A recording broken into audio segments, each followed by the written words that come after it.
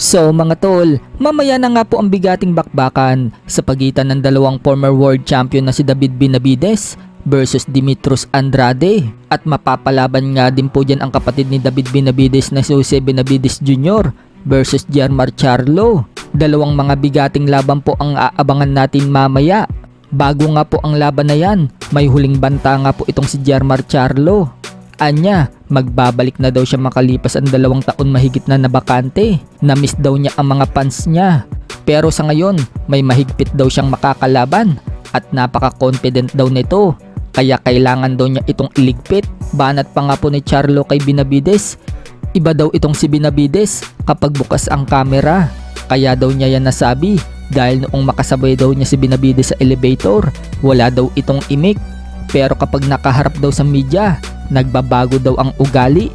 Alam na alam daw ni Charlo na nanginginig na daw itong si Benavidez. Hindi din daw alam ni Benavidez kung ano ang nasa isip niya ngayon. At hindi din daw nito alam kung ano ang aasahan niya sa darating nilang laban. Hindi daw siya kayang sukatin ni Benavidez at wala din daw siyang alam sa physical niya ngayon.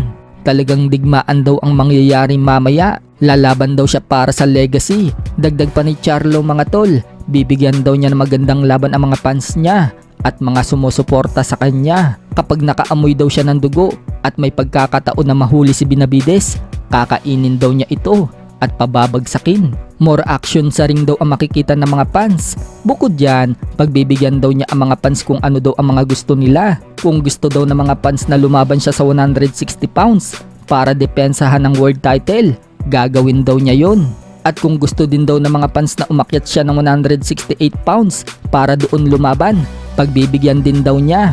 At kung gusto pa rin daw ng mga fans na umakyat pa siya ng light heavyweight, aakyatin din daw niya yon. Kaya kung ano daw ang gusto ng mga fans niya, talagang susubukan niya. Sa kabilang banda naman mga tol, alam na nga po ng karamihan na sobrang lakas ng makakalaban ni Filipino current Unified IBF at WBA Super Bantamweight World Champion Marlon Tapales. At yan nga po ay si Unified WBC at WBO Super Bantamweight World Champion Japanese Monster na Oya Inoue.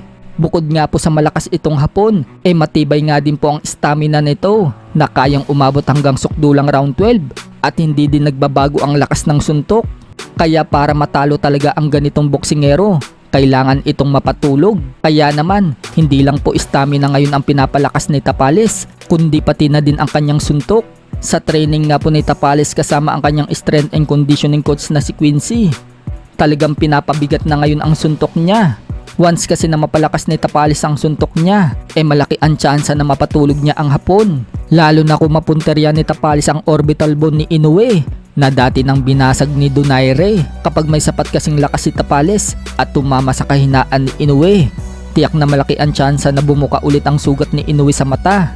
Kaya isa talaga sa pinapalakas sa kanya, yung bigat ng suntok.